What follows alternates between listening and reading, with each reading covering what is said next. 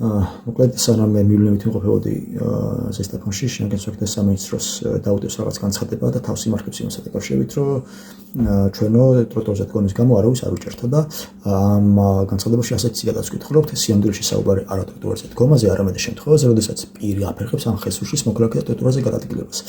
მეგობრებო და არ მეგობრებო შენგენ სოქდეს სამინისტროსთან. მინდა გითხრათ, რომ ის რაც თქვენ გიწერეთ ამ განცხადებაში საერთოდ არ სამართლად არ ყვება. თუ პირი აფერხებს ან ხელსუშლის მოქალაქეთა ტროტუარზე გადადგილებას, ეს არ არის კანონმდებლობა, საერთოდ არანაირი კოდექსით, თქვენ ახალში წინ თქვენ შეიტანეთ ცვლილებები რამდენიმე კანონში და თუ გინდათ რომ ეს ყოფილიყო სამართლად არ ყვება, ჩაგიწერეთ არა პრობლემა, დღევანდელი რედაქციით 2026-29 იანვრის რედაქციით არ არის ეს სამართლად არ ყვება.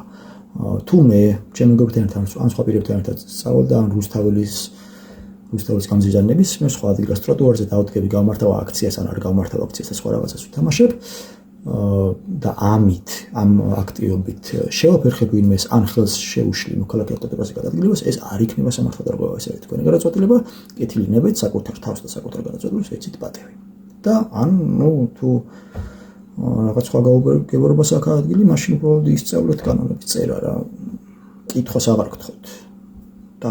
დავნებდით. შანსი არ გვაქვს.